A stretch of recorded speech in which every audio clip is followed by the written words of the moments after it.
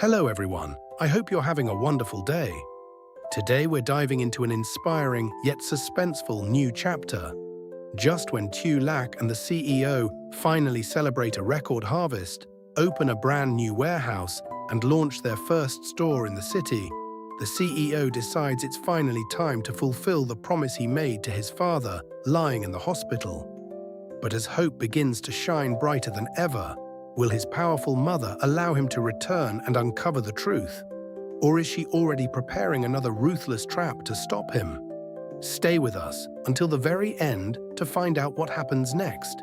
And if you enjoy emotional family dramas filled with love, sacrifice, shocking twists, and unforgettable suspense, don't forget to subscribe and turn on notifications so you never miss our next episode. The weeks following the kidnapping felt like a miracle. The village slowly returned to its peaceful rhythm. This time, however, everything was different. The farmers no longer worked only to survive. Now they worked with hope. The strawberry fields stretched farther than ever across the hills, their bright red fruit glowing beneath the morning sun.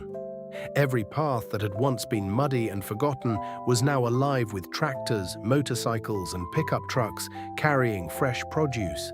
The CEO stood quietly on the highest hill overlooking the valley. Months ago, he had arrived here with nothing. No company, no fortune, no influence. Only Tieu Lac, their little daughter, and the determination to begin again. Looking across the fields, he smiled. Perhaps losing everything had been the beginning of finding what truly mattered. Down below, the villagers were laughing as they filled wooden crates with strawberries. Farmer Min held up a perfectly ripe berry. "I've never seen fruit this beautiful." Another farmer laughed. "That's because we've never cared for them like this before." Everyone nodded. The CEO had taught them more than business. He had shown them how to organize harvesting schedules, improve quality control, reduce waste, and negotiate fair prices. Most importantly, he had convinced them that their hard work deserved respect. Tieu Lac walked through the fields carrying their daughter in her arms. The little girl had grown stronger since the kidnapping. She laughed every time she spotted bright red strawberries. Her tiny fingers reached toward them excitedly. The villagers smiled whenever they saw her. Many secretly believed she had become the village's lucky star. Wherever she appeared, good things seemed to follow. One morning, several large trucks entered the village. The children ran after them excitedly. The drivers climbed out and greeted the CEO. "The materials have arrived." The villagers looked confused. "What materials?" The CEO simply smiled. "You'll see." For the next several weeks, construction began near the entrance to the village. Wood, steel, concrete. Everyone became curious. Every evening after finishing work, they gathered nearby to watch the building slowly rise. One afternoon, Farmer Min finally asked, "Can you at least give us a hint?" The CEO laughed. "This building doesn't belong to me. It belongs to all of you." 2 months later, the mystery was finally revealed. A brand new agricultural warehouse stood proudly at the edge of the village. It was larger than anything the villagers had ever imagined. Inside were refrigerated storage rooms, sorting equipment, modern packaging stations, and loading docks for transport trucks.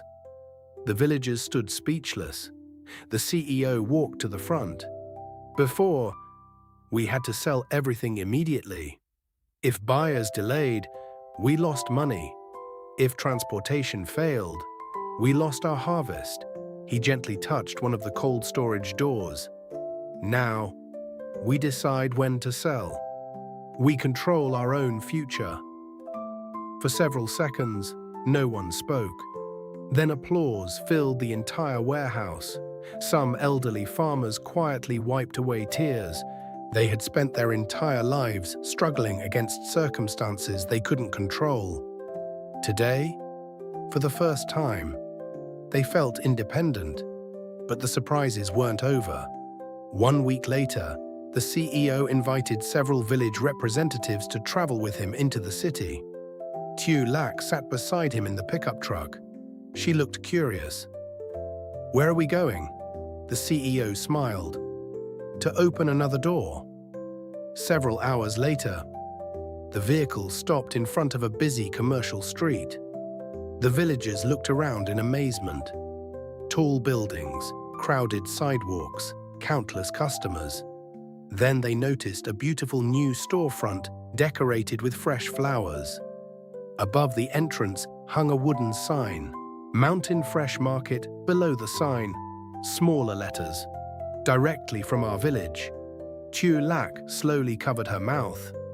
You built this?" The CEO shook his head. "No, we built this." The ribbon-cutting ceremony began. Local journalists arrived. Food bloggers filmed videos. Customers lined up before the doors even opened. Inside the shop, every shelf displayed products from the village: fresh strawberries, homemade jam, organic vegetables, honey, dried fruit, traditional snacks prepared by local families. Each product carried the name of the farmer who produced it. The villagers looked around in disbelief. Their work, their names, their village had reached the city. One elderly farmer quietly whispered, "I never thought people in the city would buy something with my name on it." The CEO smiled warmly. "They're not buying products, they're buying trust, and you've earned it." Business exceeded everyone's expectations. By noon, nearly every strawberry had sold out. Customers praised the freshness. Many asked when the next shipment would arrive. Several restaurant owners approached the CEO directly. "We'd like long-term contracts. We want exclusive supply agreements." The villagers stared at each other. Months ago, no one wanted their strawberries. Now, buyers were competing for them. That evening, everyone returned to the village exhausted but happy. The celebration lasted long after sunset. Children played beneath colorful lanterns. Music echoed across the valley. The villagers roasted food together while sharing stories about the day. Tieu Lac quietly leaned against the CEO. "You kept your promise." He looked at her. "Which one?" "You said this village could change." He smiled. "No. I said the people would change it. They simply needed someone to believe in them." Later that night, after putting their daughter to bed, the CEO sat alone outside beneath the stars. His phone rested in his hand. He stared at an old photograph. It showed his father lying in the hospital. He hadn't forgotten, not even once. He quietly whispered, "Dad, I promised I'd return. Not to ask for anything, but to stand before you as someone worthy." Behind him, Tieu Lac stepped outside. She gently placed a blanket over his shoulders. "I know what you're thinking." He nodded slowly. "I think it's almost time." She looked toward the distant mountains. "Do you really want to go back?" The CEO took a deep breath. "I have unfinished business. I owe my father an answer. And I owe myself one too." Neither of them noticed. Far away in the city, inside a luxurious office, a woman stood before the window, looking at photographs spread across her desk. One photo showed the newly opened village store. Another showed the crowded warehouse. The last one showed the CEO smiling beside Tieu Lac and their daughter. Her expression slowly hardened. She picked up the phone. "So, he really is coming back." A cold smile appeared on her face. "Good. I've been waiting for this day." The celebration in the village continued long into the night. Music echoed through the valley as children chased one another beneath strings of colorful lanterns. Elderly farmers laughed over steaming cups of tea, while the younger villagers talked excitedly about the future. For the first time in decades, no one worried about tomorrow's harvest. They were finally talking about tomorrow's dreams. The CEO quietly watched everyone from a distance. Seeing the smiles on their faces brought him a sense of fulfillment he had never experienced during his years in the corporate world. Back then, success had always been measured by numbers. Today, it was measured by hope. The following morning, the brand new warehouse became busier than ever. Delivery trucks arrived one after another. Workers sorted strawberries, packed vegetables, labeled jars of homemade jam, and loaded fresh produce into refrigerated containers. Everything moved with remarkable efficiency. The villagers had learned quickly. Each family knew exactly what to do. The CEO walked through the warehouse, checking every station. Nothing escaped his attention.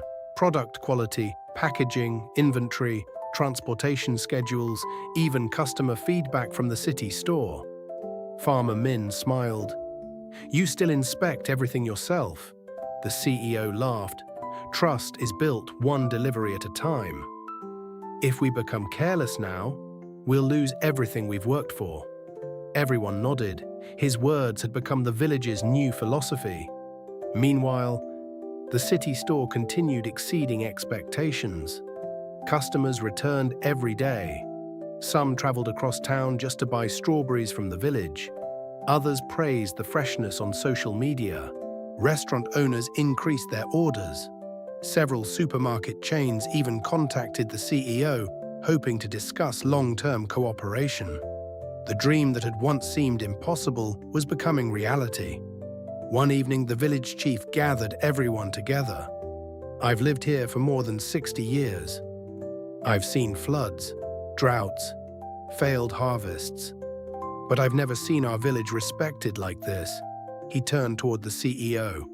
"You gave us back our dignity." The CEO immediately shook his head. "No.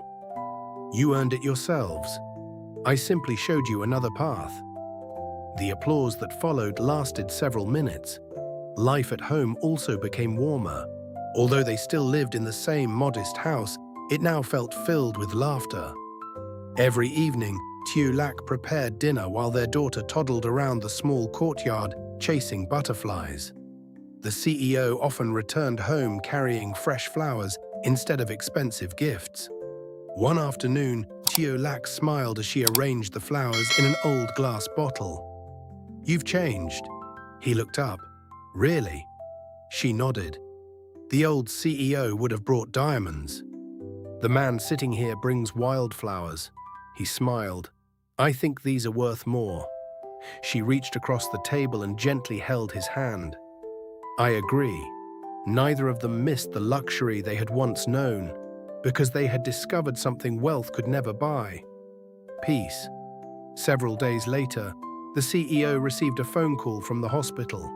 It was one of the nurses caring for his father. "Mr. CEO, I thought you should know. Your father's condition has improved again. He can now recognize familiar faces." The CEO remained silent. His heart began beating faster. "Thank you. I'll visit him soon." After ending the call, he stared at the phone for a long time. Tieu Lac quietly walked over. "Is it your father?" He nodded. "I think it's finally time." She smiled gently. "You've been waiting for this moment." He looked toward the strawberry fields outside the window. "When I left the city, I promised him I'd return by my own strength, not as someone asking for forgiveness, but as someone who could stand proudly before him." Tieu Lac squeezed his hand. "He'll be proud of you." Preparations quietly began. The village chief insisted on organizing everything while the CEO was away. "You've carried this village long enough. Now let us carry it for a few days." Farmer Min laughed. "We won't let the strawberries disappear while you're gone." Everyone smiled. The CEO felt something he hadn't expected. He wasn't leaving behind employees. He was leaving behind family, far away. Inside the luxurious mansion overlooking the city, the CEO's mother slowly closed a folder filled with reports. Every page contained information about the village, the warehouse, the city store, the rising sales, the growing reputation. Her assistant stood nearby. "Madam, Everything we've heard is true. He rebuilt everything, without the company's money, without your support." The woman remained expressionless, but her fingers tightened around the folder. "So, he really did it." The assistant hesitated. "He plans to visit the chairman soon." At those words, the room fell completely silent. The CEO's mother's expression slowly changed. For the first time, there was concern in her eyes. She understood exactly what that visit could mean. If her husband regained enough strength to communicate, the truth about everything that had happened inside the company might finally come to light. Her years of careful planning could collapse in a single conversation. She slowly stood and walked toward the window. "No," she whispered, "I won't allow that." Later that evening, she made a phone call. A calm male voice answered, "I have a job for you." "No mistakes this time," the man replied quietly. "What do you want?" She looked at the city skyline. "I don't need anyone hurt. I only need to make sure my son never reaches that hospital." The call ended. A slow smile appeared on her face. "If he stays in the village, I still control the future. But if he reaches his father, I lose everything." Unaware of the danger, the CEO packed a small travel bag. He carried only a few clothes and an old family photograph. Before sunrise, he stepped outside. The village was still asleep. Only Tieu Lac stood waiting beside the gate. She adjusted his jacket just as she always did. "Promise me something," he smiled. "What is it?" "No matter what happens in the city, come home." He gently placed his forehead against hers. "This," he looked toward the little house behind them, "is my home." Their daughter sleepily opened the front door and waved her tiny hand. "Papa, come back." The CEO knelt and hugged her tightly. "I will. I'll come back with Grandpa's blessing." As his truck slowly disappeared down the mountain road, Tieu Lac stood watching until it vanished beyond the hills.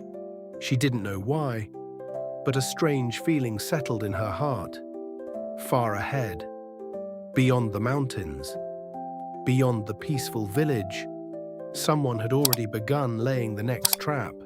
And this time, the battlefield would no longer be the strawberry fields. It would be the city where everything had first begun. After months of hard work, the village finally celebrates its biggest harvest ever.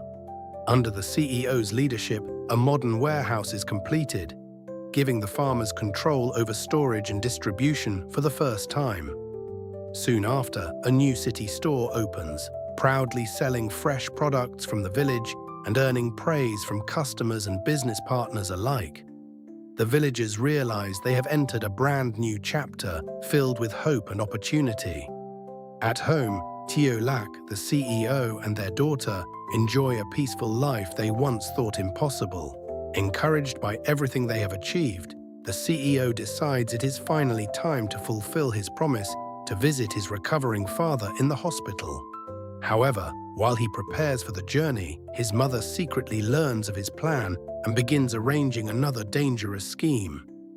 Will the CEO reach his father before it's too late?